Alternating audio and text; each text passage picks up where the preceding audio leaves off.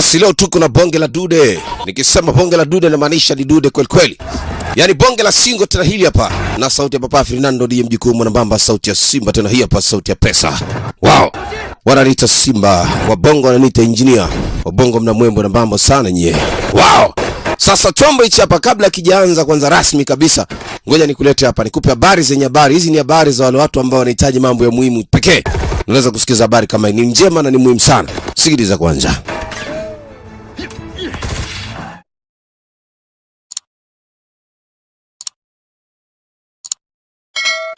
Bila shaka wala wasiwasi wote. Wow. Sasa tunakwenda kwanza singo matata hii hapa. Bonge la dude, yani bonge la kazi. Shuruba tena hii hapa.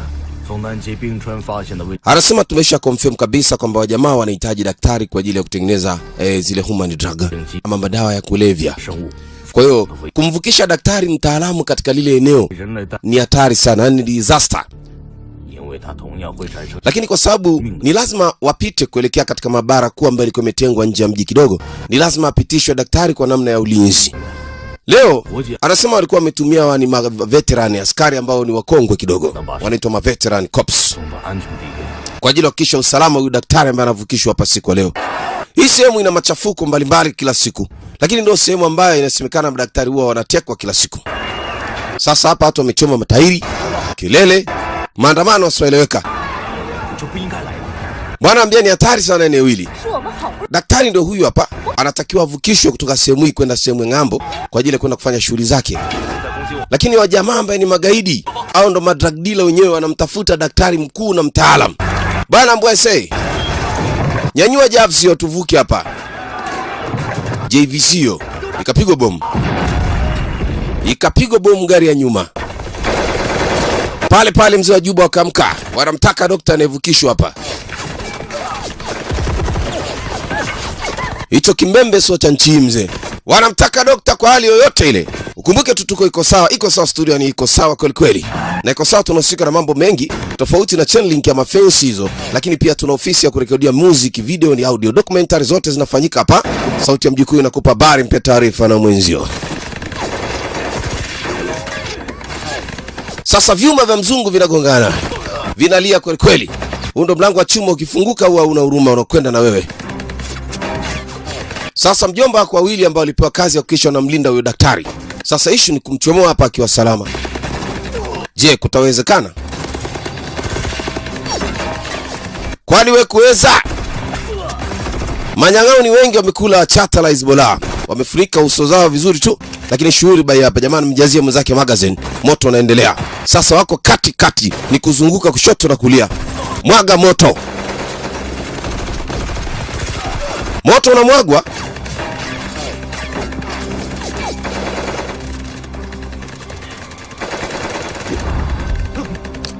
Bana biase, andazi hilo. Guru neti hilo. Oho.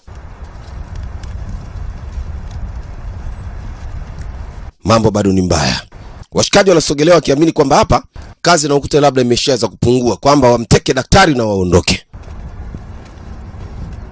Kumbe Wajuba wamejipanga bana, mmoja vunguni mwa gari, mmoja juu ya ndinga. Sasa tuone kama watachomoka kwa salama. Sasa ni mwendo wa chuma. Mwamba garansi namna hiyo. Haelewi. Nikizaza. Yaani nikashoshe.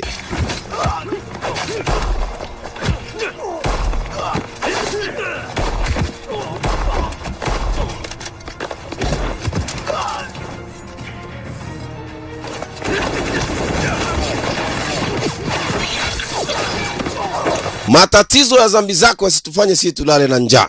Daktari atakuwa vukishwa hapa akiwa salama bin Salmin ya Murjima. Hivyo ndivyo ambavyo serikali imetoa oda. Sasa jamaa iko na beto hilo. Sasa anacheza nalo. Zunguka chini ya miguu ya mtu. Sika na breki, mshushe chini. Ni beto mingi.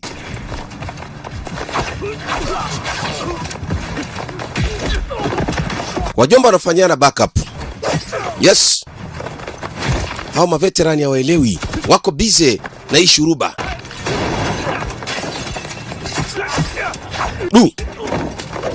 Piga beto mvua.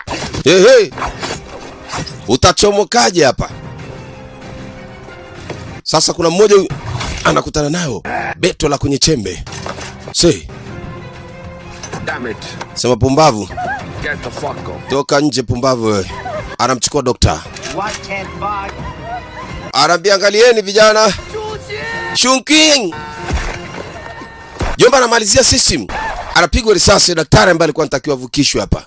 Kwa misheni yao pia imefeli.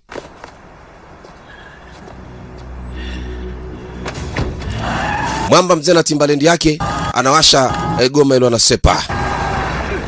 Jomba anawai, anataka azuie gari. Jamaa ambaye utakufa. Akampiga push akatoka pembeni. Hey, safi kapita na 100 hiyo. Yule boss, the mission failed. My mission imefeli bwana. Yule special man tumeshindwa kumchukua ambaye ni daktari kwa hiyo walimuua. Asema scouting sample amevamiwa. Na bibie Dr. Shunking ameuawa.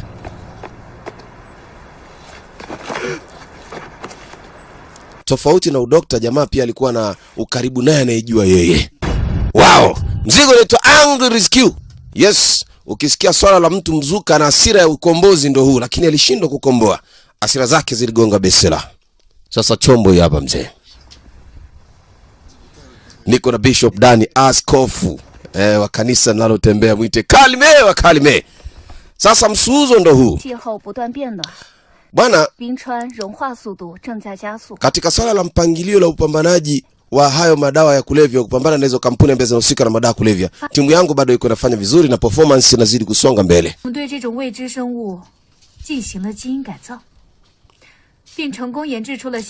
Pamoja na kumpoteza yule wa kwanza, lakini kuna mtu anaitwa Xiangxing ambaye huyu sasa atakuwa ni wa pili kuhangaika na hilo swala la human trafficking. Ni mtu ambaye ana miaka 10 kwenye swala la kazi, kwa hiyo ana experience. Kwa kwanza tumshukuru President Lee kwa kuhangaika na hii project. Kwa hiyo tafadhali karibu bwana President Lee.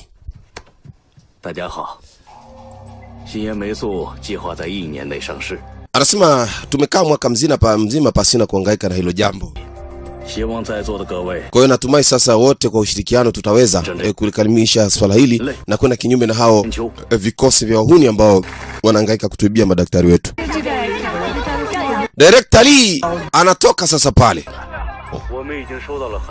Kwenye taarifa habari kuna faza mmoja alikuwa anaangalia, anakula siga kwa michili na tomato hapo ndani. Anamwangalia huyu jamaa anasema sasa hizi ni bilioni 2 za yuan ama pesa za China ambaye tunahangaika kwenye project ya pesa mingi sana. Hiyo Sian my sim. Hiyo ndio code of God. Jamaa anasema hiyo code wao ndo wanaitaka hiyo. As per talked. Jamaa anaongea na inspector katika video call. Yo si miaisinio na shida nayo. Fine. Poa. I'll work my tail off to help you. Basi mimi nitaambia watu wangu wakusaidie. Lakini nataka share 60%. After all. Baada ya yote, wealth and life are good things. Maisha yanatakiwa iwe kitu kizuri bwana. Bang. Happy cooperation. Basi naombeni happy cooperation, ama ushirikiano wenye furaha.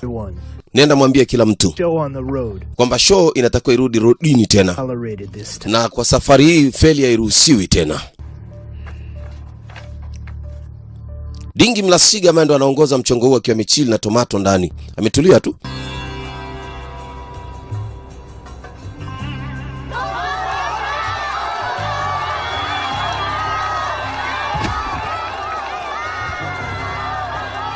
Sasa baada ya ile mission kufeli, jamaa yetu alikuwa ameingia ulingoni.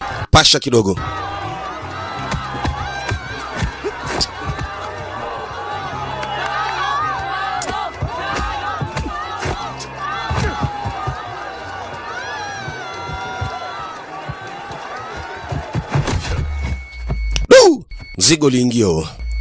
Mzigo uliingia.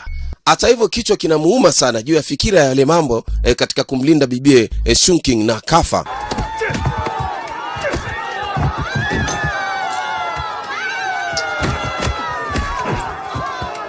Simba anataka kumpiga nyingine.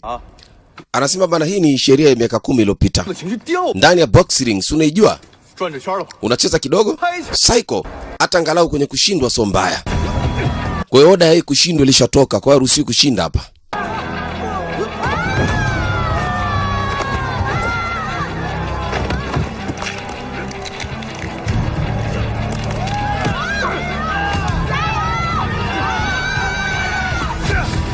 Kila mtu alikuwa anaongea lake. Jamani mwingine huyo jamani mbona ana shuruba hii?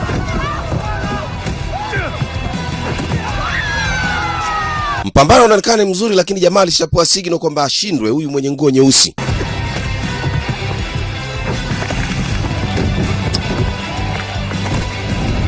Piga mtama, anataka mtegezee kipepsi, akamhurumia ese, akamsogeza pembeni.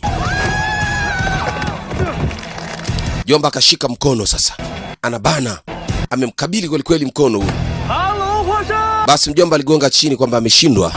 Ushindi ukawa umeenda huko kama walivyopanga mwanzo. Basi watu wanamshangilia mtu wao, mshikaji naye anaondoka zake ulingoni. Mchezo umeisha.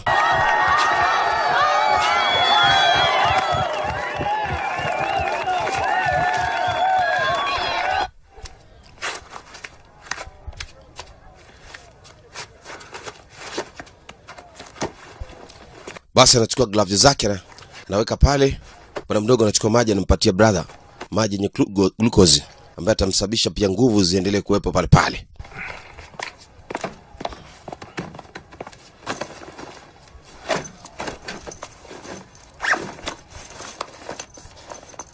Ni kujiweka tu sawa kwa ajili ya kuondoka.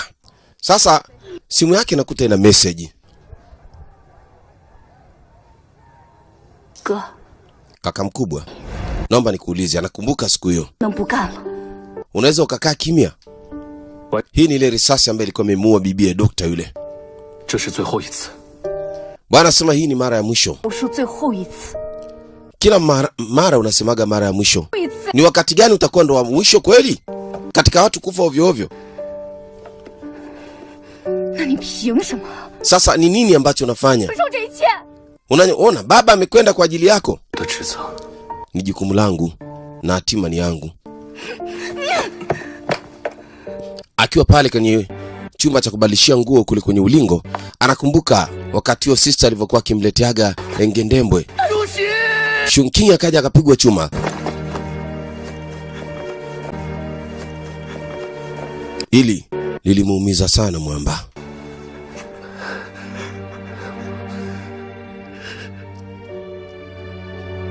Faza shachomewa udi kule nyumbani. Siku tena naambia sasa umeamua nini? Bwana anasema mimi nitafanya kazi ambayo anafanya kazi alikuwa akifanya baba yangu.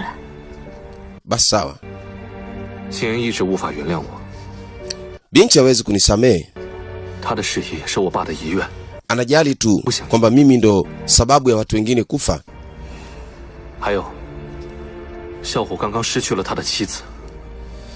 Na mshikaji naye alipoteza mke wake mbele ya macho yangu.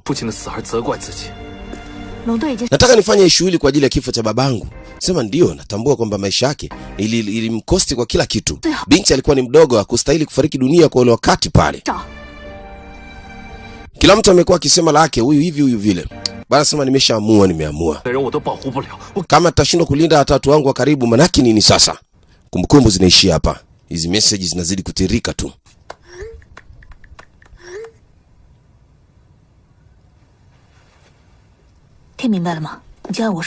Umeelewa sema Fei? Haya, position system intend, kila kitu iko sawa. Hongera bana Siang. Asante.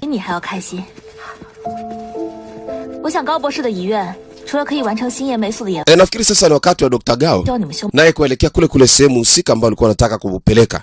Kwa sasa hivi inabidi watumie mbinu nyingine za kuwasafirisha madaktari, kibidi hata usafiri wa juu ama helikopta ama vitu vingine. Kaka yako kule anajali sana.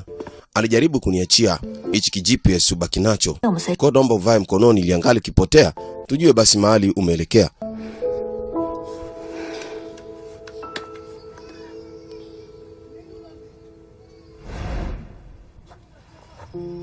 Binti baada ya kushika hii siku ya baba alipokufa siku chache baadaye, anavuta kumbukumbu sasa. Siku hiyo anaambia bana ondoka hapa. Sitaki kuona ondoka. Anasema anajua kwamba hujanisamehe, hutaki kunisamehe. Lakini natumai unaweza ukavaa bracelet ya GPS ambayo inaweza ikakutoa hatarini na mimi nikaona mahali ulipo kama una shida. Hii ndio ilikuwa neno la mwisho kwa baba, nikulinde. Chinyang Maisin. Anasema ustahili kunipa chochote cha kuvaa, staki.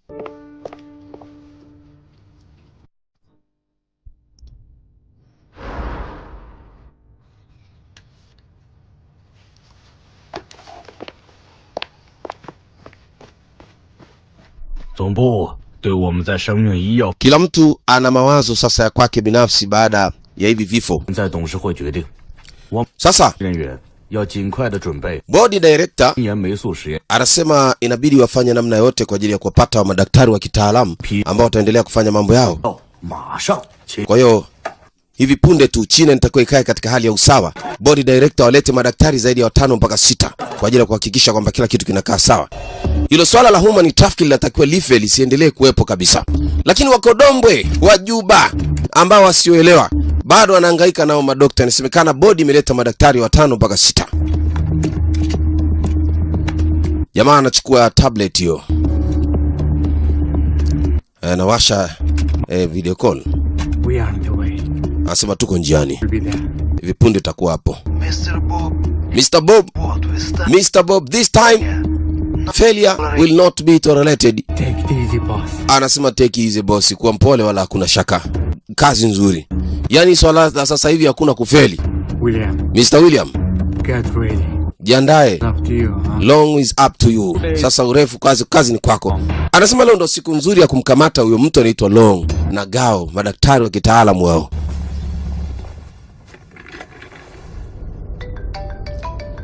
Sasa Pauli ananipigia. Hebu simamisha gari.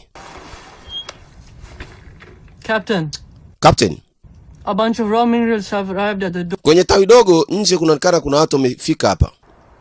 有没有检查过？ Wewe angalie. Check. Sawa, tunacheki vizuri. Okay. Huyu Pauli ndo anahifadhi zile data na nyaraka zote za hiyo system ambayo wanaitaka wa jamaa ya utengenezaji pia wa mabomu yale ya nyuklia. Captain, kunywa maji kidogo. Sema hapana. 我自己带水。 Na kwangu haya hapa. 这跟我那不一样， Lakini ni tofauti na yangu. Unaona haya? Kampuni 穿的水 inaitwa Everest Glarious. 买的。 Hujai kusikiaga haya? Nilianunua haya. 来来来， Unaona? Onja maji haya. 特别好喝。 Nasema sawa.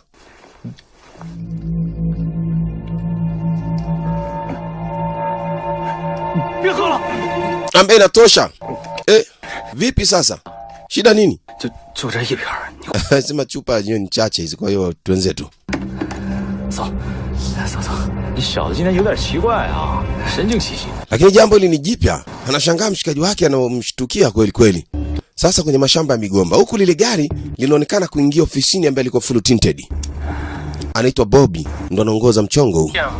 Mr. William. Go! Twende. William anaitwa namba 6, tayari tumeshaingia kwenye sehemu husika. Kwa hivyo punde watu wanatakiwa kazi ifanyike. Daktari watekwe. Kwenye mashamba ya migomba huko drone zinatembea kweli kweli. Jambo huko anaangalia, je, mchongo watu wanaenda sawa sawa?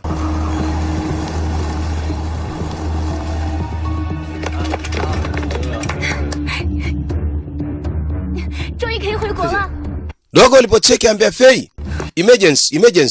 Kuna tatizo. Nini? 有一批武装分子闯入。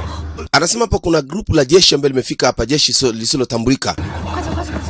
所有人，立刻跟我撤离！ Jamani, kila mtu ajiandae.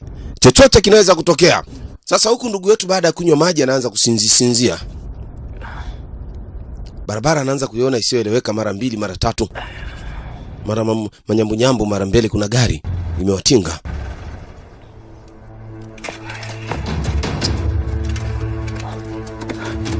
Cheki hivi. Mshikaji anamkimbia jamaa yake. We Kun.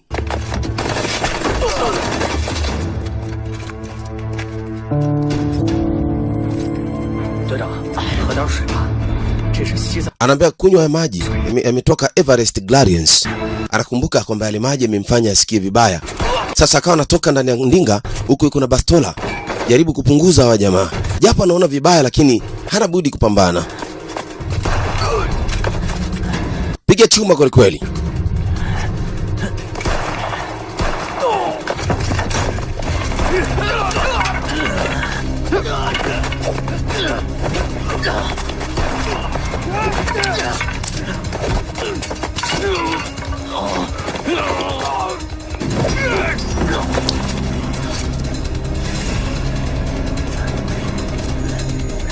Asa mwisho bwana kapteni alizidiwa. Sema unanikumbuka?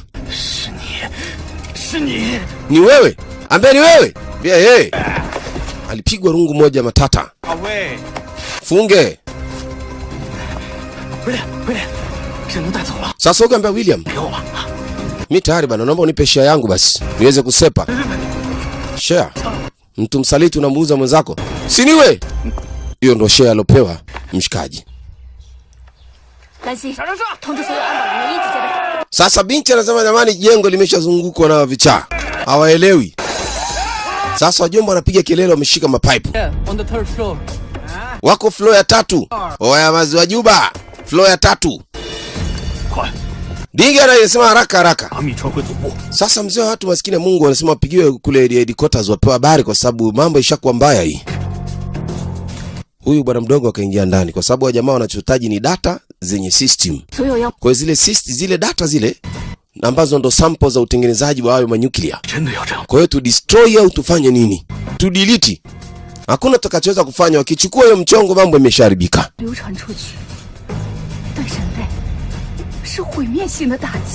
Hey, tunafanya nini sasa?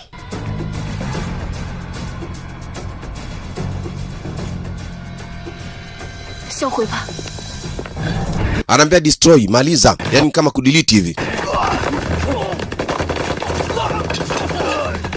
Sasa jaribu kuzuia mafando wasije hapa ndani. Binti Fei naye yuko makini kweli kweli, mtoto wa kike.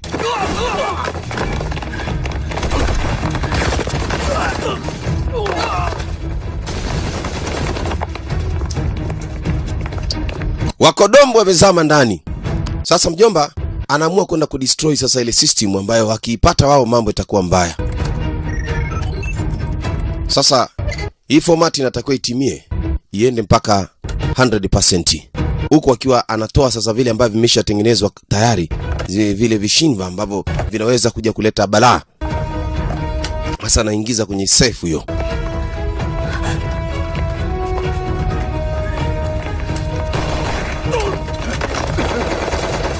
Fei anajaribu kusema nao, nenda. Jamaa msukume mwenzake, nenda wewe. Ehe.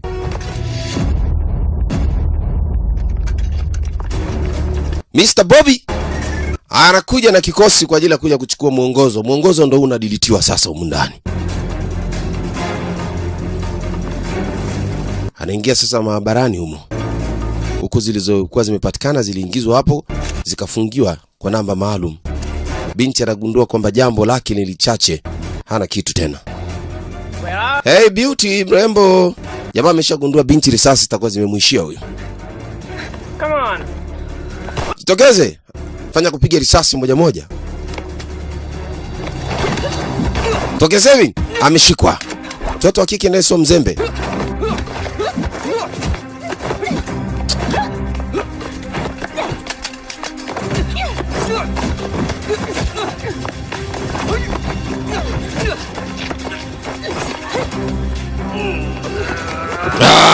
Twende sasa.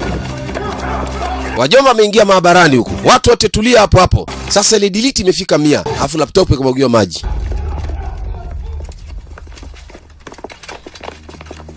Madaktari wote chini ya ulinzi. Anaitwa Bobby. Ndo alikabidhiwa mchongo akisha kwamba mambo inakaa sawa. Asa naomba hizo research data.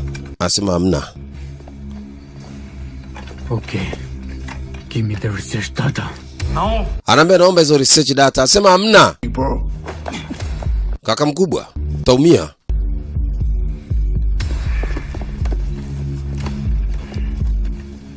Come out.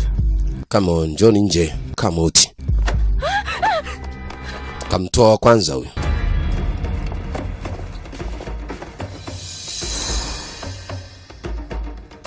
Sasa muda ndo huo. Jamaa anatumia huko message saa 3 dakika 52. Wakati umekwenda.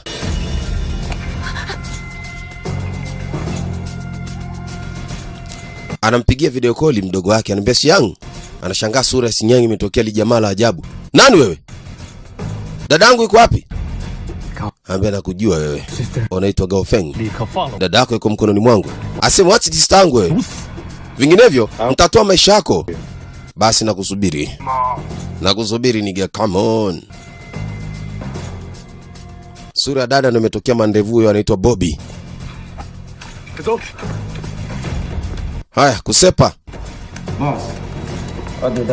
Vipi mzigo? Amedestroy data na information na kila kitu. Damn it. Igiza laptop. Kanyaga huyo alo delete. Say. Huku binti zinapigwa, bibi FA yuko na nyang'aa huyu. Oya, twendeni. Jamaa nasikia ni kuondoka huko, madokta wameshatekwa.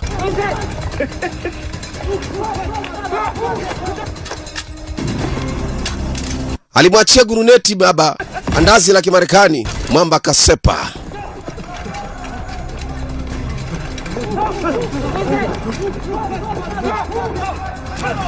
Madaktari wote kwenye ninga. Jomba anaangalia mchezo unavyochezwa pale.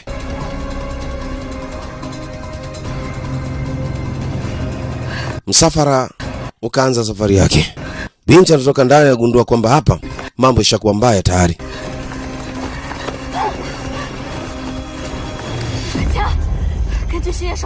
Anasema jiani, track location kupitia ile face bracelet. Gofeng vipi? Meneja Jie, naomba unifanyie book ticket na shida mara moja ya kuondoka hapa.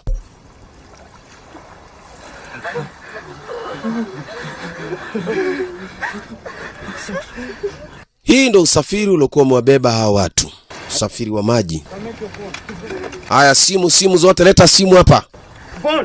Simu! Weka simu kwenye karai zote hapa. Huyu akachukua ile kisanani akaweka hapo. GPS hiyo tayari wako wanasomea ramani ili wasije wakapotea. Wewe unaambia leta simu elewi, mzee akapigwa risasi pale pale. Huko juzi nalia tu katakata. Oya, tulieni wajuba, tulizeni. Anasema siwezi kata tamaa kutoa kodi kwa maskumbagi kama hawa milele na milele. Tutakufa. Sawa, utatoa tu. No, they're alive. Tutajua kwamba maisha na hiyo kodi pia umuhimu. Ambia bila kujali kwamba nyinyi mnafanya kazi kwa ajili ya kupata pesa, mnataka mlete majanga ili mpate kodi za kuweza kupata manyuklia ya nini sasa? Labda utaendelea kukaa nazo kwa kujaribu kwa kuvumilia kifinyo. With their lives.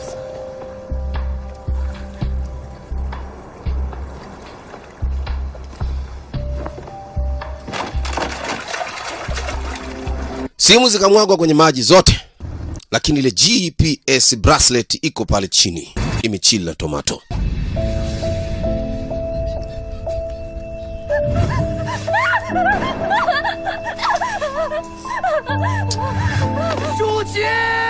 Tukio hili lilimuumiza sana mwamba na bado lazidi kurejea kwenye kichwa chake.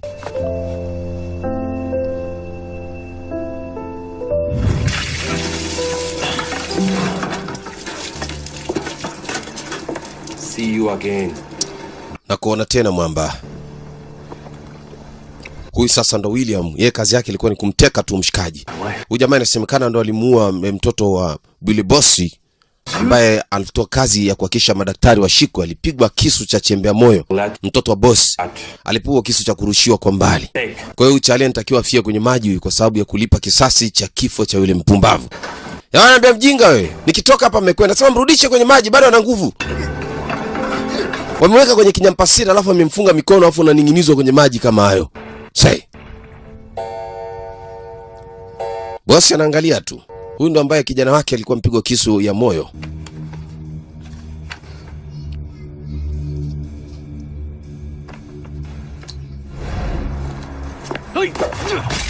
Kijana mwenyewe ndo huyu. Alipigwa kisu ikakaa vizuri. Say.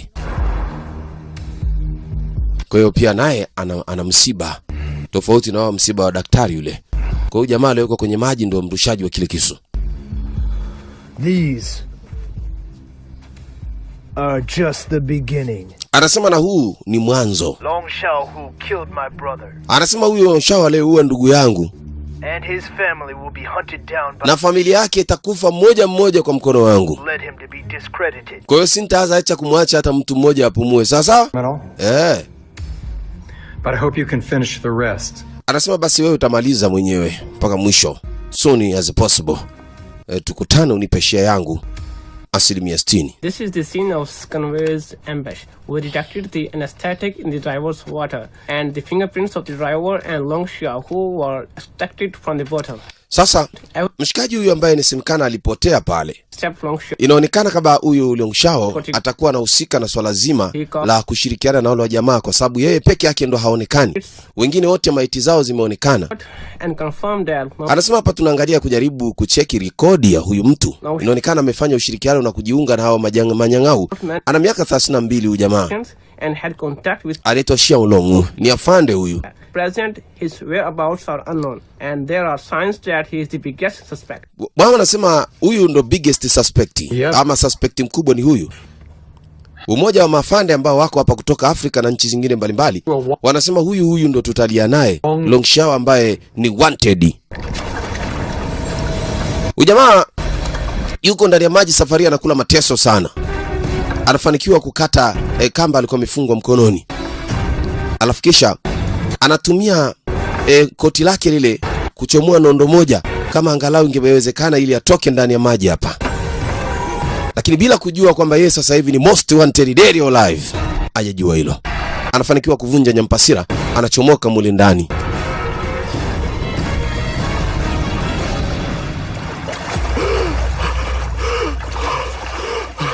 Mama anaenda kuipata hewa wakati mwingine kama huu.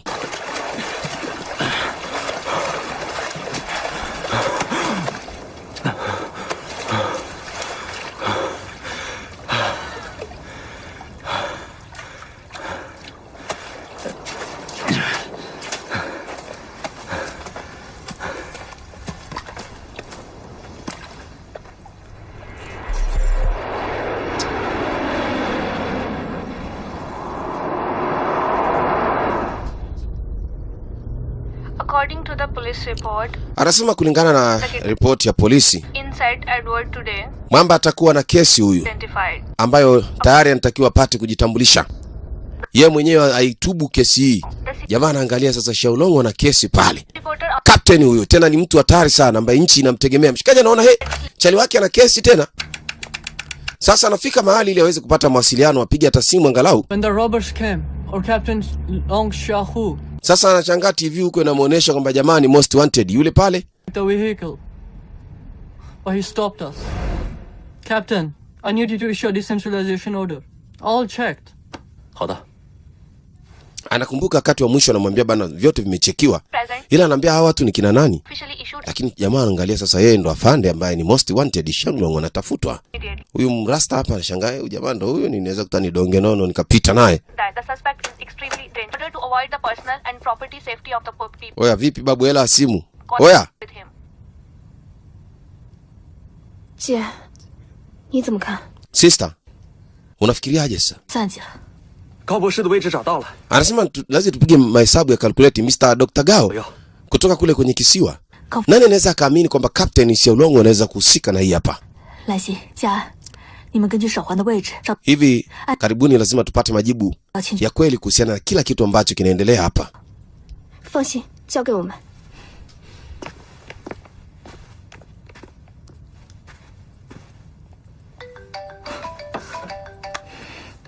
格飞， 高峰，你到哪里了？ Anaambia Gofei, 去市区的路上， nipe kana ripoti. 虎哥， Jamaa sema mimi ndo naelekea City Center hapa. Kumbuka alikuwa mbali kidogo kwenye swala mapambano wa ngumi kule. Ndo anarudi wakati huu.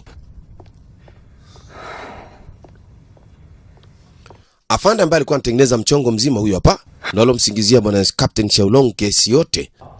Long Xiaohu is still alive. Bana Long Xiao bado ni mzima. Na atakuwepo ndani ya Chinatown. Pumbavu. Amechomoka ndani ya kile kinyampasira ndani ya maji. Jamaa anapigiwa simu. Long Xiao bado yuko hai. Jamaa anambia jaribu kwa uwezo wako wote. Try the best. Kill him. Anaitika sawa sawa. Dili linamia kwa mtu mwingine mandevu vile vile. Naye ananyanyua simu anatwanga sehemu. William? Long Xiaohu is alive. Anaambia Long Xiao bado yuko hai. Make him. Fanya ukadi wezavyo umuue usiku wa leo. Vinginevyo bosi atakuua wewe.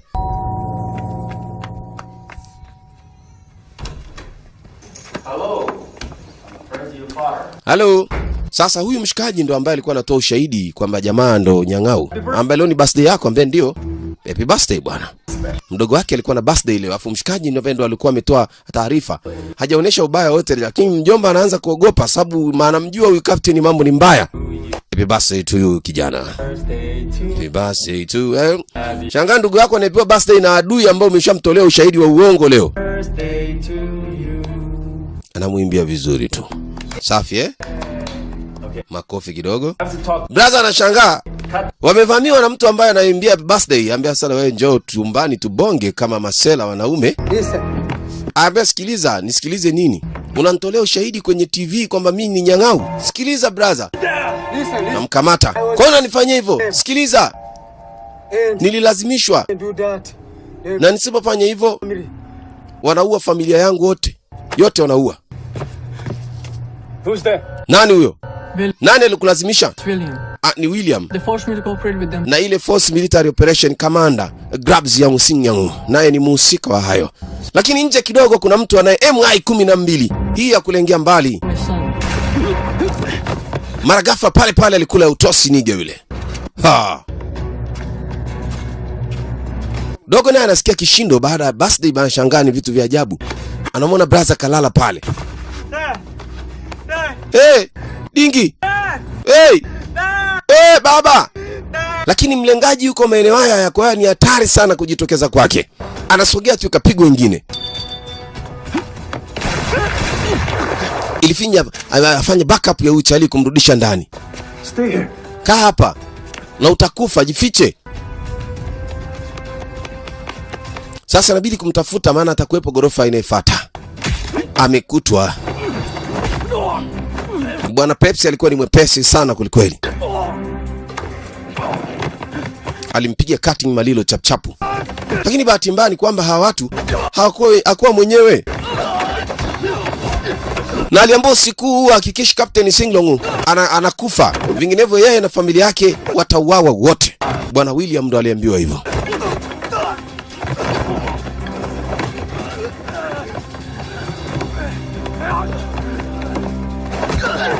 Walipata kazi bwana. Walipata shurba. Walifinywa. Kipigo cha giza hicho. Pigo gizani mpaka unaona moto. Na mwamba huyu ni captain kweli, sio mchezo. Sasa afande huyu ambaye alikuwa anaongoza hiyo operation yuko kwenye chumba cha massage, anafanywa massage na wadada wawili. Lakini ghafla simu yake ikawa inaita pale pale. Director, your phone. Anaambia director, simu yako. Hello? Hello? What? Nini? He's still alive? Bado yuko hai? A guy named Long has appeared. Anasema Long ameonekana.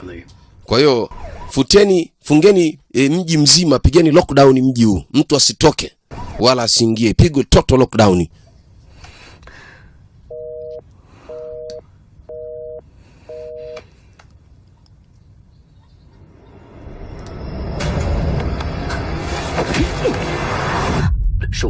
We tulia. Ni mimi hapa. Tekile midako. Brother huu. Anachungulia mbele kila mahali ni hatari. Yaani watu wa jamaa natafutwa kama ajali vile. Yaani utafikiri ni mdudu wa pesa. Kimpata wewe unakuwa tajiri. Wanamtafuta. Asema kikosi kizima pamoja na Sinyang watu wametekwa. Asema ndio wamensingizia hii kesi. Na yule alikuwa anatakiwa kutoa ushahidi alikufa. Sasa sijui.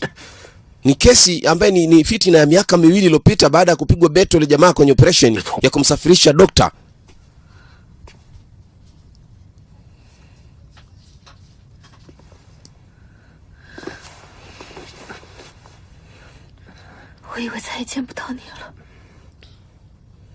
Asema sikujua kama ningekuona tena jamani.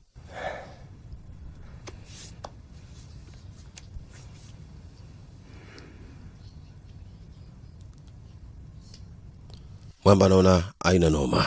Mambo itakaa sawa. Muda hujaisha. Freeze huko ndani. Jadi fata huku kuna chobingwa kutokea. Sasa wale askari wa Umoja wa Mataifa, wale black ndio ambao wafanye kazi yao kuhakikisha kwamba Long anakamatwa. Hao hapo mzee, wako full ngoma mpaka na madogi. Kisikia mkate na mate, mkamate mpaka punda afe. Ndio hii hapa. Yamekushinda maini, mfupo utawezea wapi? Tuachie watoto iko sawa, tujigambe. Yani hapa ni full changwe. Wow. Asa mkamata asiende mahali huyo. Huyu mwamba akishikwa, wale ambao walikuwa wamecheza kesi ya uhaini wataendelea kuwa washindi. Lakini kama siku ataenda kufurumua kesi kakaa wazi, maana yake ni kwamba wale walomsingizia biashara yao itaisha. Sasa wamebana muweni usiku huu. Fika mahali njia ndio hii. Anaambiwa stop.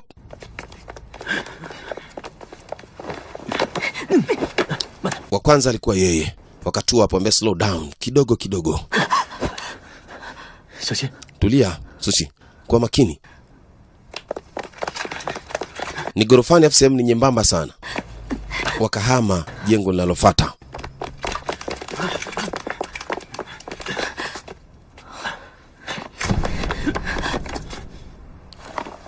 Fika mbele unashangaa taa imewashwa.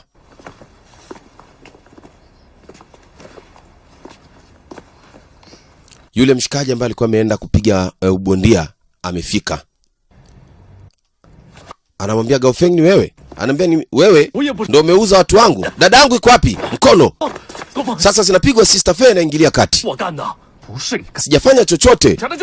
Unadai hujafanya chochote? Polisi fake ambao wameonyesha kabisa ushahidi. Anambia pia wako grupu moja. Hilo ni grupu ni moja wanansingizia. Dada anambia sasa tuko katika upelelezi wa kujua kwamba nani ameharasi ya mambo, lakini kuna mtu anaitwa Boss Bobby. Huyo boss na Bobby ndio mtu ambaye peke yake alimchukua Dr. Gao na kikosi chake cha mtu aitwa William. Kwa hiyo Xiang Maising ambaye yuko chini ya ulinzi ambaye ndo dada yake na ujamaa. Tufanye kwanza harakati za kuhakikisha tunampata, alafu ndo mambo mengine yafuate. Anambia jamani, hii sasa ni operation. Polisi wanamtafuta ujamaa. Alafu na sisi tena tuingie ndani ya operation. Manake tunakuwa mtu kutafutwa na ndani ya kutafuta. Takuaje hapo? Kwa kuwa niko hapa. Wacha tupige mahesabu, tuone tunapataje ya watu kwa pamoja. Tupate kwanza location. Tafute ile hostage wa mateka wamepelekwa wapi? Panaitwa Sodom Island. Huko ndiko mahali ambako walipelekwa. Kina Longsing tayari walishapata location kwa sababu kile ki device ama ki GPS cha mkononi kiliachwa kilikuwepo kule. Kwa hiyo kinatoa location kwamba wamepelekwa wapi. Sasa kisiwa chenyewe ndo hichi. Kwa hawa wako hapa kwa ajili ya kuhakikisha kwamba wale wengine hawapotei.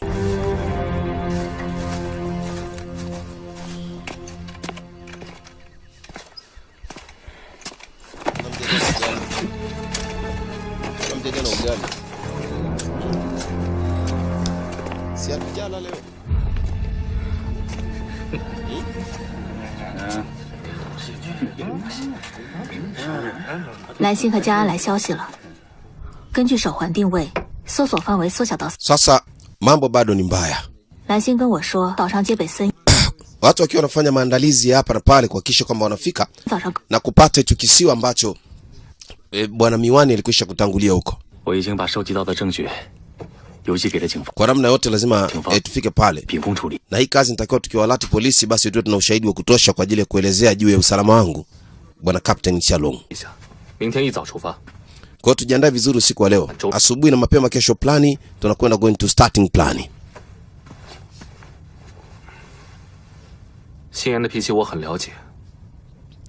Anasema namjua Xingyan kwa ukaribu sana.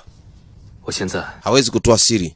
Hawezi kucooperate na majambazi kwa ajili ya kutoa siri juu ya maisha yake tu kwa sababu yani atoe siri au kodi ya kutengenezea hayo mabomu kisa maisha. Hata toa. Hasemi kitu, wanasema wanakubaliana kwamba binti hata sema.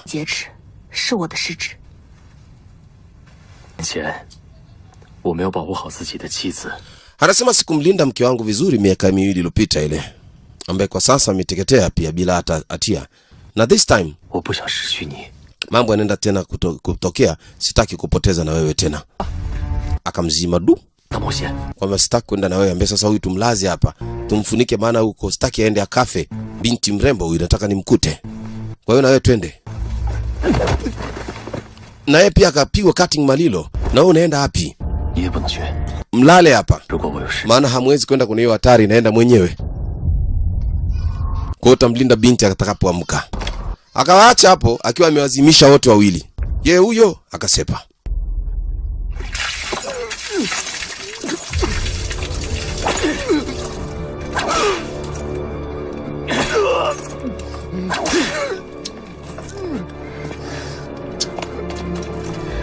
Okay. Ehe, okay. Huko kuna mtu anasuuzwa. What are you thinking about it? Unafikiria vipi kuhusiana hili? We have talked about it many times. Tumeongea kuhusu muda mwingi sana. The reason you are still alive Na bado mnaendelea kuwa hai ndo sababu nyie hiyo, is of my kidness. kwa sababu ya huruma yangu. Tumeshakwambia mara nyingi. Hii kodi hautapata. If we can't get the source code, Anasema kama sitaweza kupata hiyo kodi. simple and left Simple ni kwamba destroyed. na wamaliza na waangamiza. Kunguni wewe.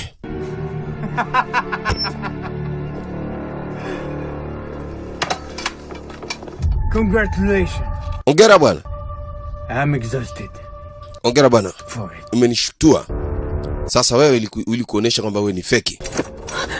Akaanza na huyu huku kwanza. Piga chuma afa nafuatia ufaza. Unatoa ushirikiano utoi? Au wewe? Nani mmoja afi hapa, tubaki na mmoja. Maybe him. Labda huyu. Binti anaisikia melilia hapo pembeni kwa faza. I give you another night. Nakupa leo usiku mwingine. Oh, Naomba unipe code. Vinginevyo siwezi kupoteza muda na wewe utakufa. Umenisikia?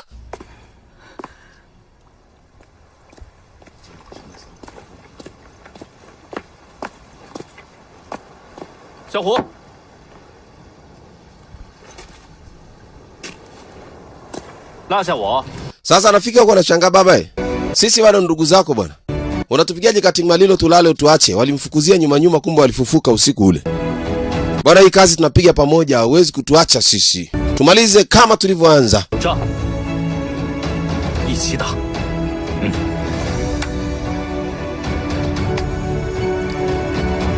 Basi walipeana support na ushirika wote kwa pamoja. Na sasa tunakwenda kupiga kazi ya kuhakikisha tunakomboa ndugu zetu na mambo mengine kuweza kusonga mbele. Haya, twendeni. Safiri huu hapa.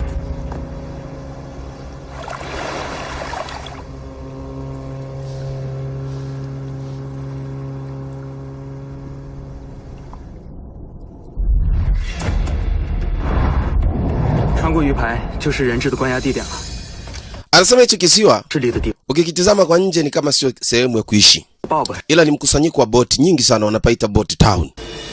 Kwa huu ni kama mji ambao wao wanajilindia hapa kwa mkusanyiko wa hizo boti na ndo mageto yao.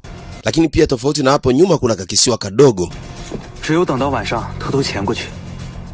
Kwa hiyo tutasubiri mpaka usiku tuanze kuingia kimya kimya. Ni jambo hakuna muda. Jiani utablock signal zote. Sawa? Yaani watu wakose mawasiliano kwanza. Kwa hiyo wataingia hapa na itimea.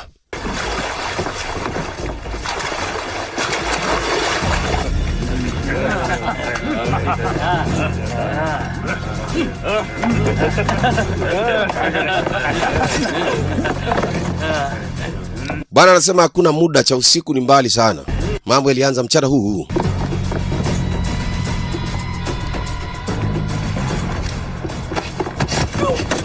Ni kimya kimya lakini.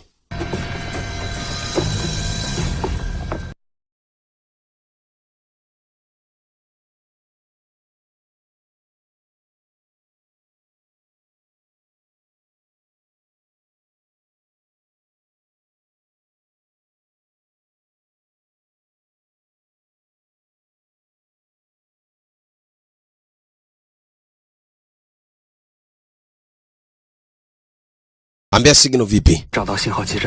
Tunaonekana kuangalia raundi bila kujua kwamba wandani wasijue ile base station kwamba hakuna kinachoendelea, wasijue chochote. Basi poa, twende. Wamejigawa sasa, wengine huko wengine huko.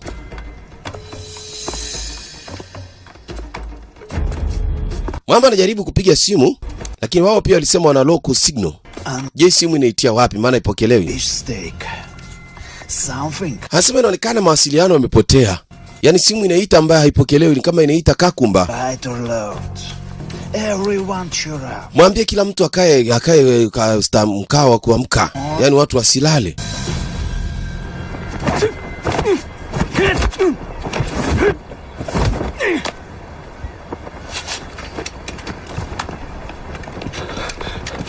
Boss, someone cut off our signal. Kuna mtu amekata signal boss.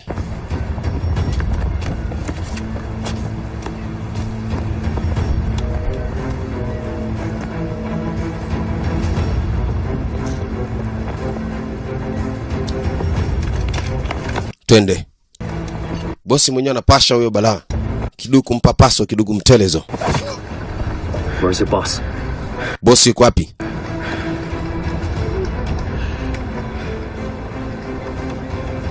Nige anambia bosi yuko kwa huko. Akamzima chap.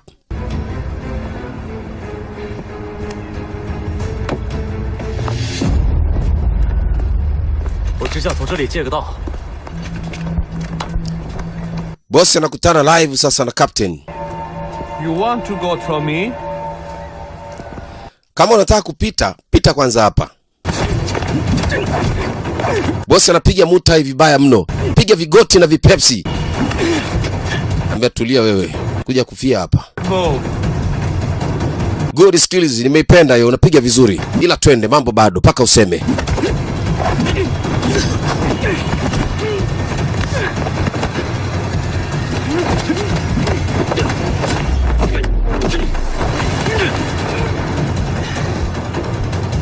Kupiga Tatezuki anamhurumia. Ambia sogea huko. Taka kupiga chuma bosi anambia bana tulieni, mchezo hujaisha.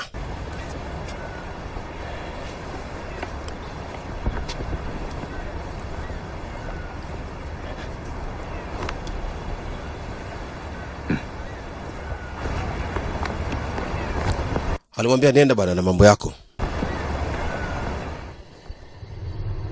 Bosi anashangaa, he? Memwachia jamaa aende usiki na kitu chochote. Hao wako tu na kwenye mjengo hili. Ila huko walipokuja yeye alikuwa sio sehemu husika sana. Ndio maana alimwambia nenda zako. Hapa sasa ndiko mahali ambako husika na jengo linalindwa vibaya mno. Korido zote ziko na watu wamevalia maizbola. Wengine wamefungwa hapa, inasemekana wana hatia hao.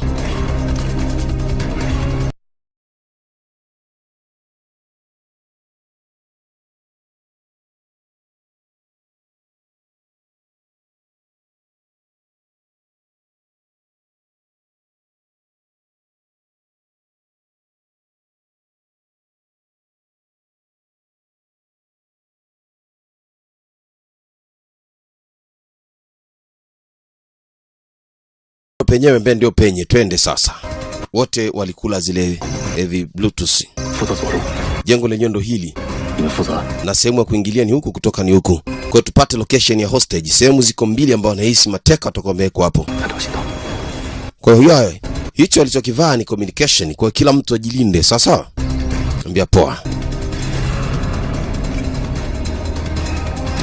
Wewe wajomba kina Bobby hao wamekamata machine 47. Wametulia tu.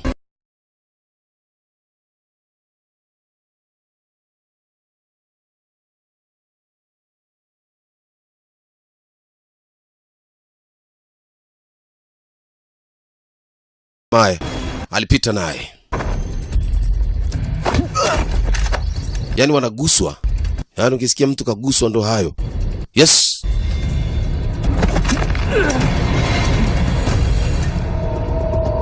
Jomba kama anasikia kishindo hivi lakini hajaona, anasogelea ashuhudie. Amba tulia hapo hapo, freeze na weka down. Amba wapi, tulia wewe. Kavutwa. Akazimwa chapu. Hakuna mtu anaruhusiwa kuharibu mission. Kazi bado. Yaani mambo bado sana.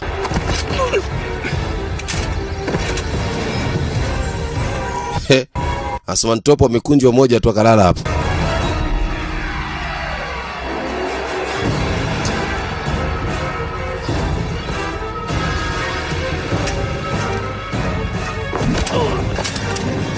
Yaani wanawazima. Wana wazima kweli kweli. Ukisikia kusniki ndio hii. Tunaingia lakini kimya kimya. Kishindo akiruhusiwi saizi. Mwamba alikuwa anatema mata akapigwa popo. Hey, nani? Umechelewa. Go over there and have a look. Hebu nenda kule ukaangalie. Jomba naye anashangaa, amekutwa kazimwa.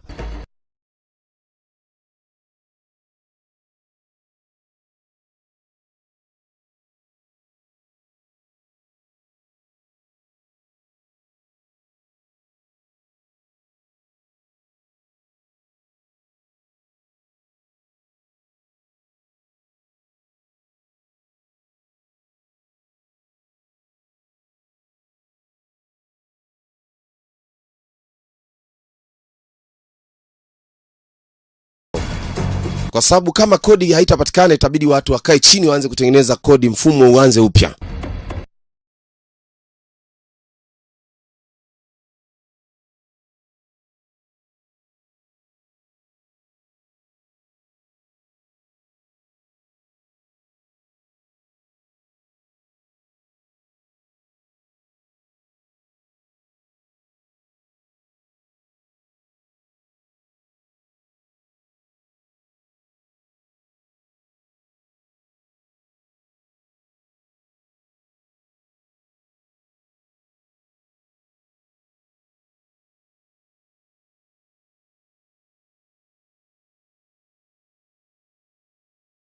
Kimya kimya. Watu wanazama ndani mzee, kimya kimya. Yaani kimya kimya kweli kweli, sio kimya kimya mchezo, ni kimya kweli. Tara bintibu. Sasa tunakwenda ndani. Mwamba anapanda kama nyani mzee. La! Bila kuwaza kitu yote anapenya sasa kuingia ndani uko mazima. Sasa anachungulia kwa kule. Anagundua kwenye ile chumba kule kuna jambo. Hii kamba vipi? Ilifungwa ya nini hapa? Kaona hii. Kichomoka tajua wenyewe. Akapita nayo sasa akazama mpaka kwenye ile chumba. Watu wakala zao chapchapu. Afa anamtuliza bosi, tulia hapo.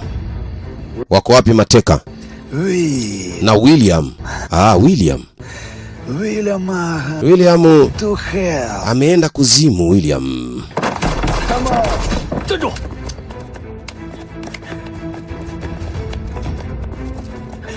Jomba anakimbia. Jumba ni lao lakini anakimbia. Mbona subiri hapo. Freeze. Ganda. Wapi?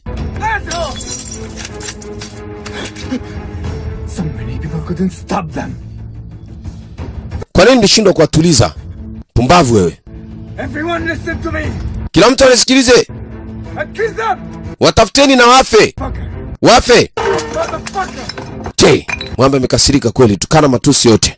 Haya, twende.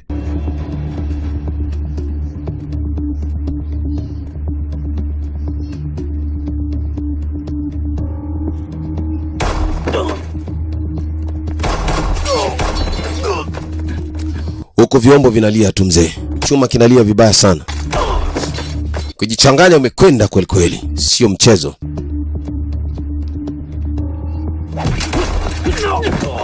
No. Hatari na nusu. Jomba alikuwa anafinya, yuko faster sana. Yaani yuko faster kweli kweli. Bobby yuko kwa huku.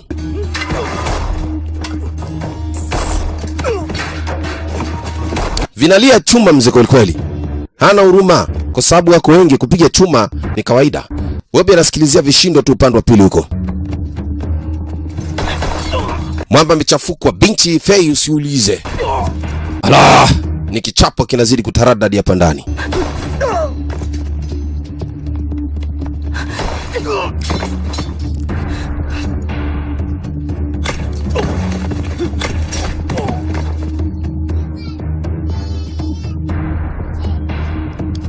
Hostage wako wapi? Mateka.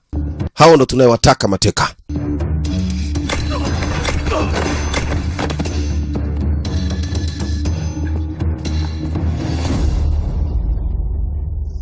Fika hapa nakuta hemte. Long Xiaohu. Long Xiao. Nani wewe? The one who killed you.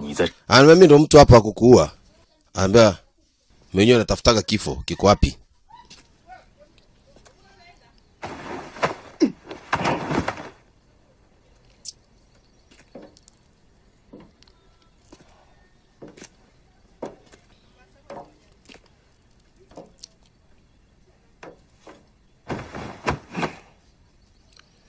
Jomba anasema mimi mwenyewe kifo na kitafuta.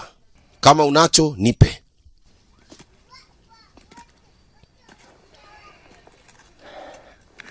Sasa zikapangwa. Unajiweza? Ehe, shuruba limeanza. Hey. So mbaya. Twende kazi. Jomba anasema safi. Marhaba alhabibi, nimependa. Kamgusa. Anakuja ngwangu akapishwa. Guswa tena. Akichelewa mwamba kashafika. Naye kapeleka moja so mbaya. Chembe kidevu hiyo.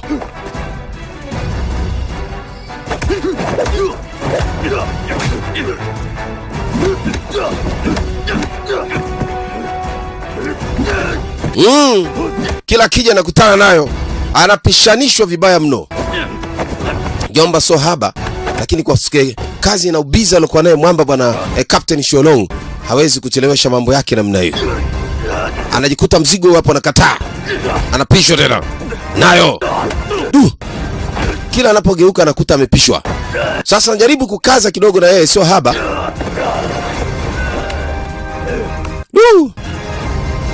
Mwamba alijikuta anaanza kuiva nyanga.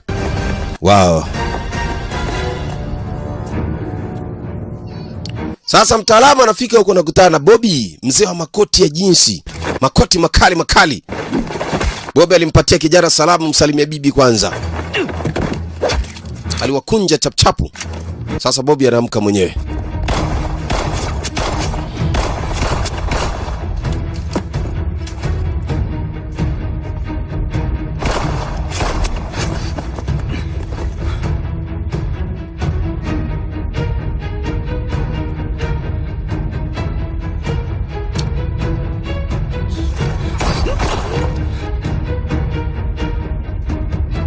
Sasa hapa na hapa mzee ukuta nguzo la gorofa hilo ndo limwazuia tu. Huyu akienda huku na huyu anaenda kwa huku, anajikuta wanazungukana kwenye nguzo. Ona hata? Piga hizi. Hapa na hapa.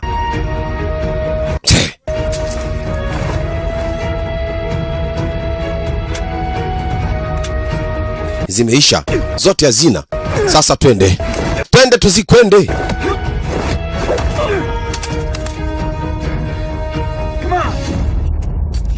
Mama anambia haya njoo baba.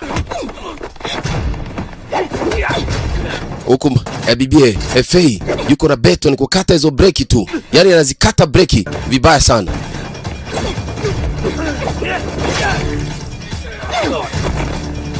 Chumba anajitahidi kweli. Wow.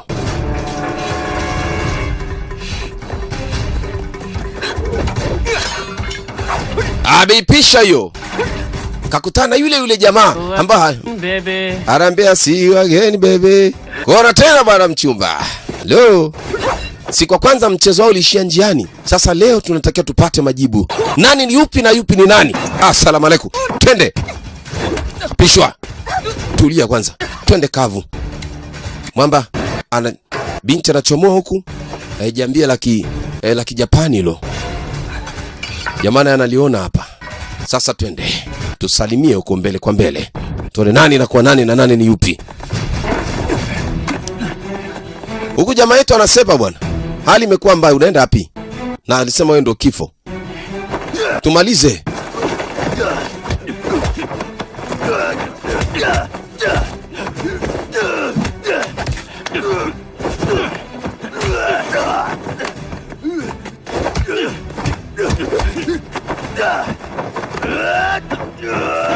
Yao, kaingia kwenye mfumo bwana. Tupa kule. Lo.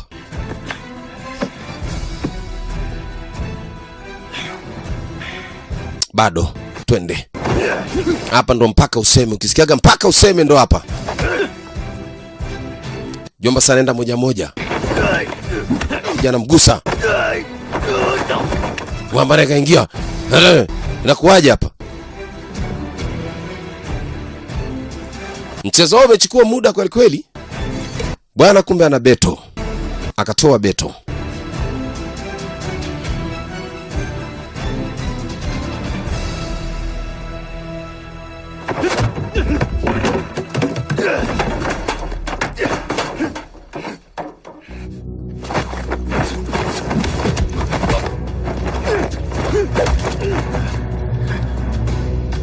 Huku nako kumenoga. Kazini kuna kazi leo. Bobby. That's all you can do. Anambia sasa hapa. Haya ndo ambaye naweza kufanya. Come on, njoo. Bwana, hali imekuwa mbaya. Bondia wetu kutoboa hapa, mziki huu ni mzito. Mbia Gen Fang. Ndo huko hivyo. Sasa utampiga nani wewe? Wewe ni shit. Piece of shit.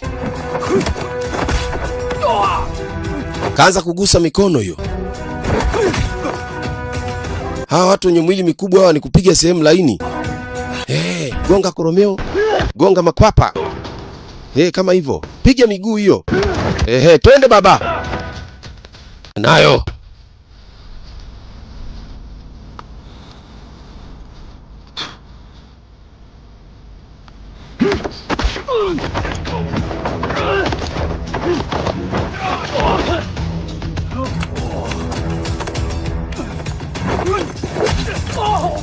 Kashaingia kwenye mfumo huyo.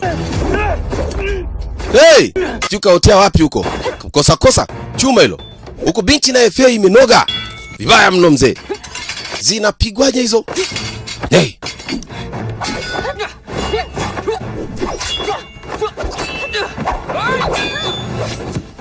Woo!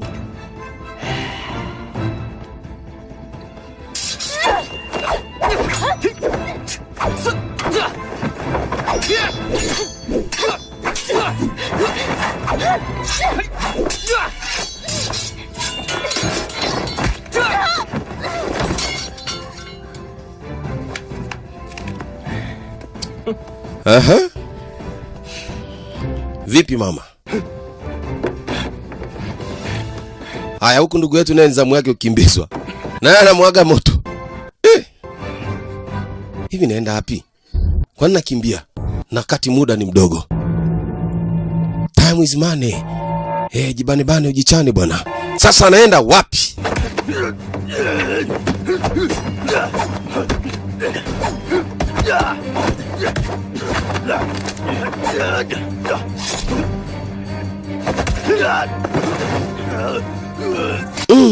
Imeingia buti hilo mzee.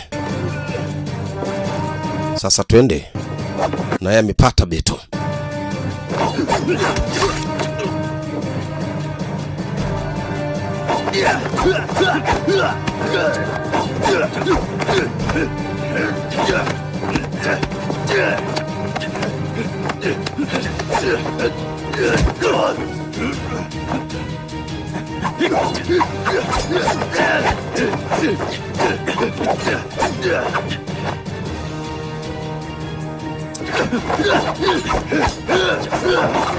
Wow, moto umewaka mzee.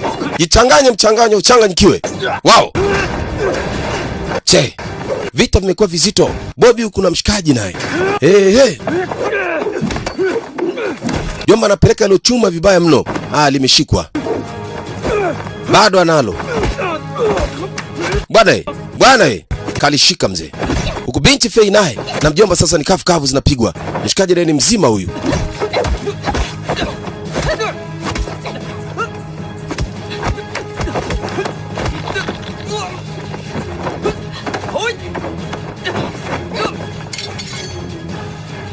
Bwana kaliokota. Kalipata bwana. Gusa kidogo. Hukunako za wajuba zimenoga.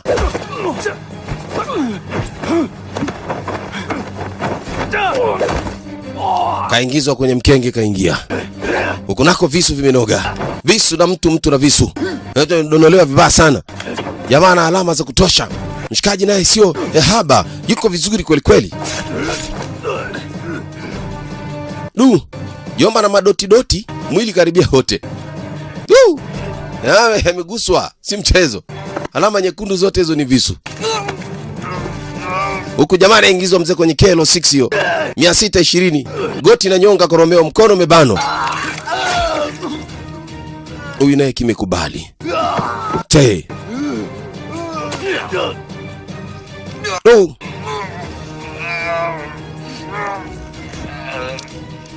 He. Alinyongwa mpaka akasikia raha. Akakatia moto kwenye raha huko huko. La! Kusabuko. Huyu uko nakwenda, yule kule naye ndo hivyo tena.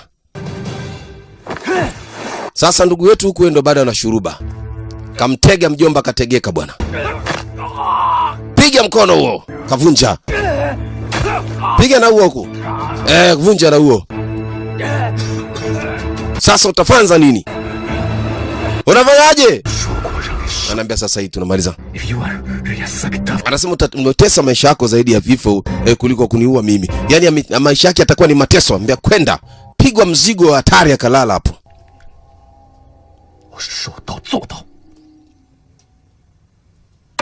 Anambia nilikwambia nitafanya nilichokuwa nasema nitafanya. Hello? It's okay. Basi ni sawa. Bye. Huyu mzee huyu yeye ndo ameuza mchongo mzima.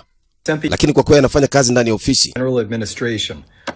Ambia bana jamaa amepeleka kwenye General Administration ama ofisi ya utawala kwa ujumla. Finished. Na ametoka kwenye hicho kisiwa amemalizana na ndugu zako wote. Quickly, hurry up, hurry up. Kwa hiyo jamaa anambia haraka fanya mpango wa kuziba hii kitu. Long Xiaohu. Jamaa ambia mimi sikati tamaa. Long Xiao na My Sing bado. No matter what happens. Sasa bila kujali ni kitu gani kimetokea, usiniingize. Joma sema usinichanganye mimi kwenye hii kesi. Afande anawaambia jamaa don't involve me. What else are you doing? Ni kitu gani kingine unataka na umeshasikia kinachoendelea? Ni uwe.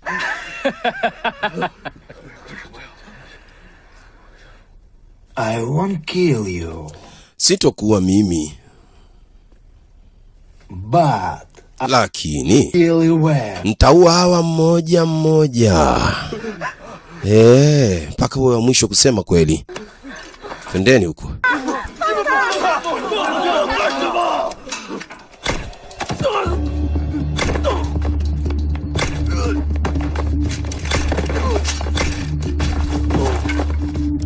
Msako mkali zaidi ya ule wa Mr. X unazidi kufanyika.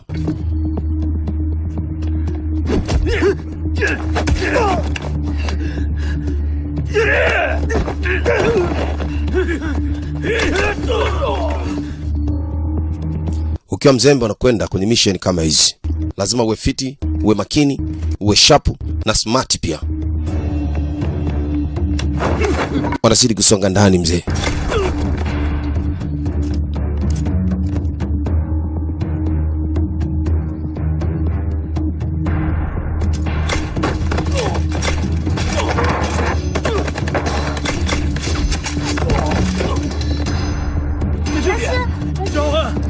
Hey, Longsing, Jiani. Umeona bwana watu wao. Kajua labda pengine tumepona sasa.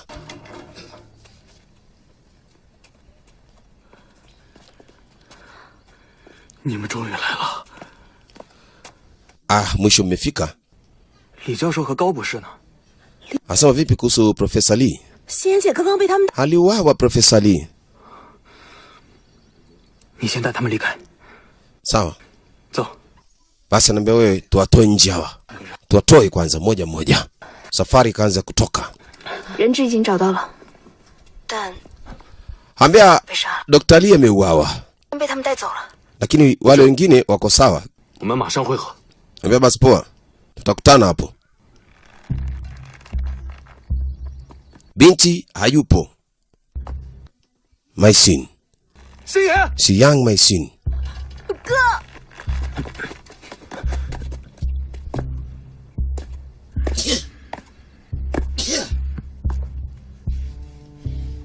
Sasa kamninginiza hapo. Long Xiaohu. Long Xiaohu. Gao Feng. Gao Feng. Anambia basi leo nimewakamata. Oh, nimewabamba. If you ask her to hand... Ambia mwache dada yangu. Sema kama utakuwa unauliza maswala ya kijinga namna hiyo, mimi nauliza sekua kodi. Dr. Gao. Nilimwambia Dr. Gao. Jamaa anampa mwenzako ishara la 5 kwamba chili na tomato. Binti anasema sitoi kitu. Kafungua kamba kidogo. Xiang! Basi mwache kwanza sister yangu aende. Tuongelee kuhusiana hiyo kodi unetaka. After all, you two are worth all mine. Baada ya yote ni kwamba yote mnayafanya ni yangu. Huko bwana Miwani anapita kimya sasa. Akaachia. Yeye mwai wakamshikia kwa hapa. Mungu wangu.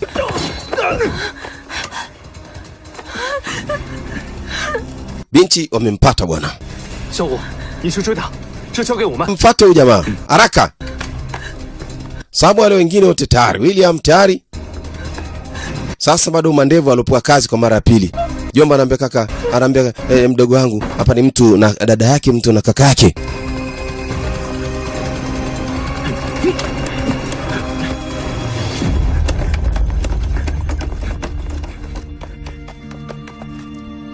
Sasa mkate na mate mkamate, jomba anakutana na shuruba yenye silence mbele. Ni mtoto wa kike. Huyu shegi leo kazi anayo. Sasa unaondoka na ile briefcase yenye mchongo. Unaenda wapi? Unakwenda wapi? Nani kasema unaenda sehemu? Ngoja nini?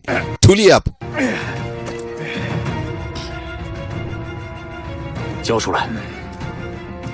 Haya, leta hapa hiyo.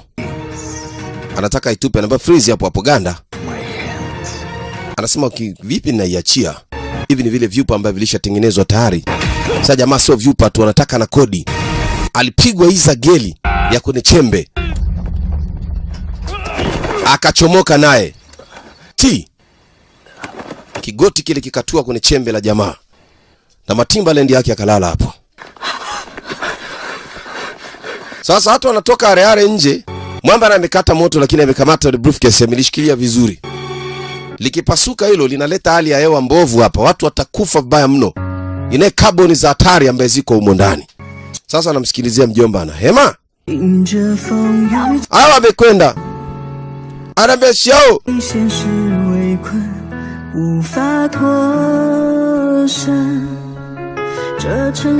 Binti anakumbuka wakati wa mwisho. Jamaa kumbuka alipoteza mke wake miaka 2 iliyopita. Binti akamwambia, alimwahidi kwamba bana, pamoja na mke wangu nilimpoteza, lakini mimi sitaki kupoteza tena na wewe. Kwa huyu waanze naye maisha, lakini cha ajabu mjomba kalala down hapo. Anakumbuka ule usiku, anambia bana, pamoja kuwa nilipoteza kila kitu, lakini bado sitaki kupoteza na wewe. Sasa ameshikwa na mamake, anamwambia amka. Gorofa lilikuwa refu.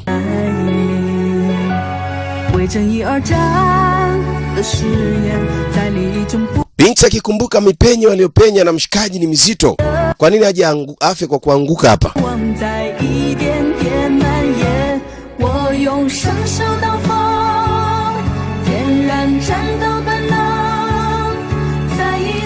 Kazi ilofanyika ni ngumu mno. Haje afie hapa kweli? Ala, hapana bwana. Jomba anajikuta, binti anashangaa, mjomba ameanza kutingisha macho. Akafungua macho yenye na tabasamu la kutosha. Kwamba bado nipo. Yaani bado mpaka waseme.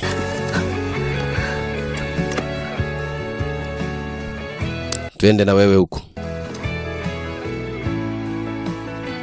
Basi kodi bwana umeitunza na mzigo huu hapa uko salama bin Salmin ya Murjuma. Kwa ngoma nitakurudishwa maabara hiyo.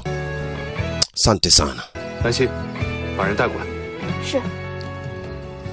Haya, walete watu wote huku na tumshike Bob kwanza.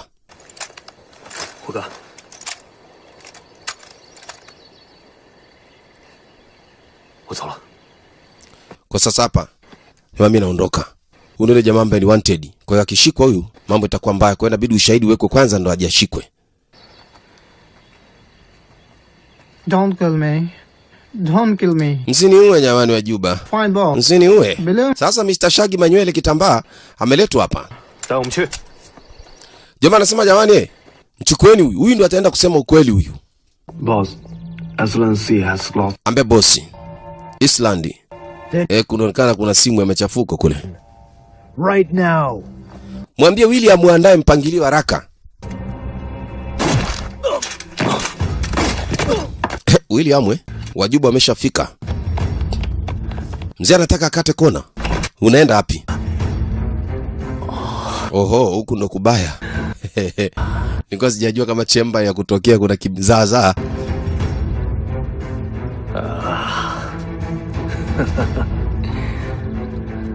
Touch my daughter, I will kill you.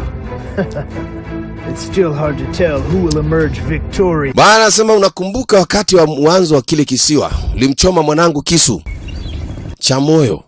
Leo anambia bwana ukija kugusa binti yangu nitakuua. Basi walimzimisha. Huyu anatakiwa ende akasema ukweli mtupu, nani ambaye anashirikiana naye? Jamani tuko huku oya.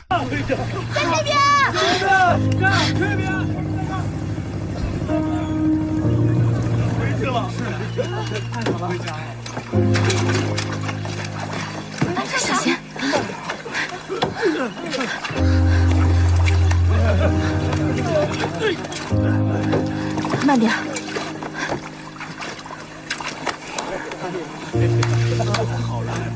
Sasa ni kujipongeza tu. Safi kwa kweli, safi sana.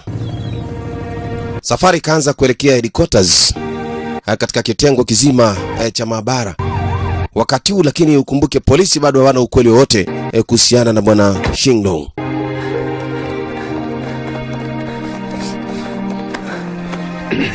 Mambo ni mchaka mchaka.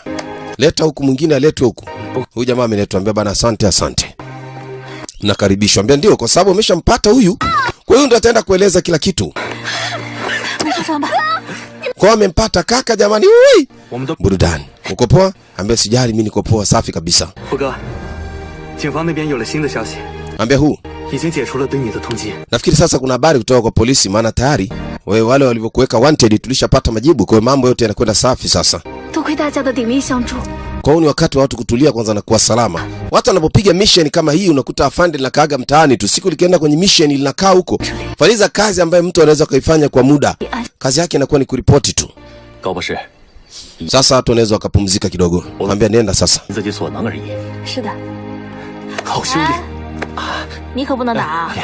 Wewe usimguse wewe. Ana maumivu sana huyu jamaa. Basi ni vizuri. Nipe mkono bwana. Naye leo anamrudishia saili ya kwake. Kwanzia leo unaweza na hiyo kwenye mkono wako ambaye ni GPS. Yaani ukipotea tu nijue mahali umeenda. Walikuwa wanaikataaga mwanzoni lakini sasa wamegundua kwamba hawa jamaa wana umuhimu sana hawa.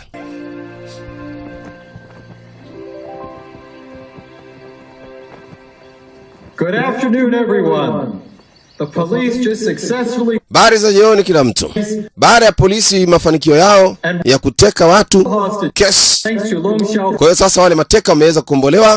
Longsing yao Gaofeng wamefanya kazi nzuri. Kwa hiyo ni msaada mkubwa kwa hao mobu ya polisi. Kwa hiyo Bobby amekamatwa na bwana Kipara wataenda kueleza ukweli. Kwa hiyo polisi wetu endelea kufanya kazi kwa ajili ya kuenda usalama wa watu, kuweka usalama wa watu. Asanteni. Officer. Hebu mbona ofisa tuambie zaidi. Ofisa anashangaa kuna wakili amekuja hapo na watu na mapaipu ya hatari. Unajua kuna watu wanatoaga military, polisi, MP. Ma MP wa nini tena? Kwani kuna nini? This is a vicious case of bribery. Anasema hii kesi bwana, ukweli wake ni kwamba ina rushwa. Ina bribery, big bribery. Hii rushwa ameifanya huyu afande. Walimkamata na yeye sero. Akanyendo huko. Mbavu. Muda umekuwa mzito sana huu wa kipindi cha mpito. Lakini sasa kesi imekwisha kupelelezwa na mambo yote yameshakuwa sawa. Kwa hiyo tunamshukuru Mwenyezi Mungu, sasa tuko huru na tunaweza tukaishi maisha yetu, na wale manyang'au wametumewaondoa mpaka na mizizi yao wote.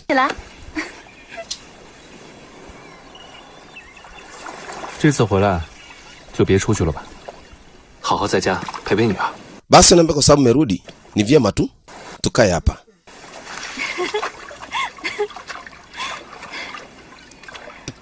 Afande leo kavaa gauni sasa. Bonge la dude la gauni. Yaani liamvutia kinyama nyama. Anambia sasa kweli unampenda? Kama unampenda muoe bwana. 能不能是一辈子？ Anambia sijajua kwamba kama kipindi changu cha maisha nitakaa naye vizuri kama yule mwingine ambaye aliondoka duniani na usichana wake. Gafei! Muda wa kila kitu sasa. Binti Fei anaambiwa sasa ndo muda wa kila kitu. Jomba na baba ndo muda wako wa kupumzika huu. Kwa mchukue binti, mueleze hisia zako muweze kutulia. Maandalizi ya msosi na kila kitu tayari hapa. 到时候我们再一起吃，一起去。 Wanasema acha tuendelee kuishi kwa pamoja tena. 下来的安排是什么？ 我啊，以后哪儿也不去， Maandalizi yanayofuata ni yapi sasa? 多陪陪我们老妈吧。 Mambo ya baadaye tuwezi kujua. Hapa tukae watu wakae kama mama wa nyumbani tu. Tusikilizie mchongo wa mambo kwanza. Sisi 我带小静去游乐园吧。 ambia sisi tunakwenda kule Desland. Sehemu moja inaitwa Desland, tutakwenda kukaa kwa kimya kimya. Sawa, ambia sawa, kuna shida. Kwa siku ya leo nina raha sana. Nataka niwapeni kidogo shukrani jamani. Wakiwa wamekaa hapa, simu inaita tena. Captain anapigiwa simu pale pale. Kajikataa kando kidogo azungumze. Ehe.